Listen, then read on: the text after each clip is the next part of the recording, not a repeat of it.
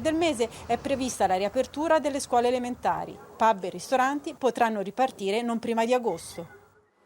Restiamo all'estero, continua il botta e risposta tra Cina e Stati Uniti. Pechino risponde a Pompeo ma censura una lettera dell'Europa. E allora andiamo subito in diretta dalla corrispondente Giovanna Botteri.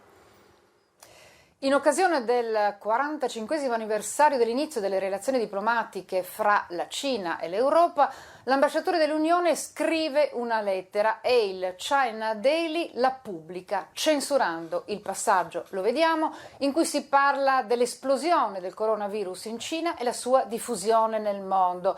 Pechino spiega che sostiene l'opera dell'Organizzazione Mondiale della Sanità, vediamo la conferenza stampa della portavoce, ma rifiuta l'idea americana che il virus sia stato originato in Cina nel laboratorio di Wuhan, e proprio sull'origine del virus esce un nuovo studio. Ci spiega tutto Giacomo Segantini.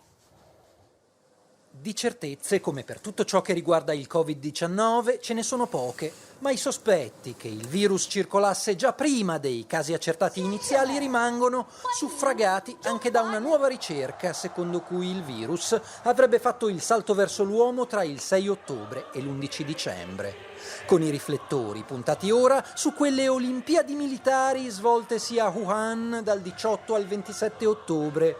10.000 sportivi da più di 100 nazioni, tra loro qualcuno pensa di aver avuto il coronavirus. Come la pentatleta francese Elodie Clouvel, che racconta di essersi ammalata insieme al compagno Valentin Bellot e ad altri atleti. Nessuna segnalazione, rispondono però dalle forze armate d'Oltralpe. Eppure il caso non è l'unico e ai dubbi di un altro atleta anonimo intervistato da BFM TV si aggiunge il racconto dello schermidore italiano Matteo Tagliariol. Ho avuto tosse, febbre, a Wuhan ci siamo ammalati tutti, ha detto alla Gazzetta dello Sport, ma un altro italiano da lui citato, Valerio Aspromonte, nega di essersi ammalato. E in un video pubblicato oggi, Tagliariol sottolinea: mi ha colpito i polmoni, ho pensato potesse essere colpa o della mia asma o del coronavirus, ma io non sono un medico e ancora non sono stato testato. Il coronavirus ha reso gli italiani più poveri. La Caritas lancia l'allarme.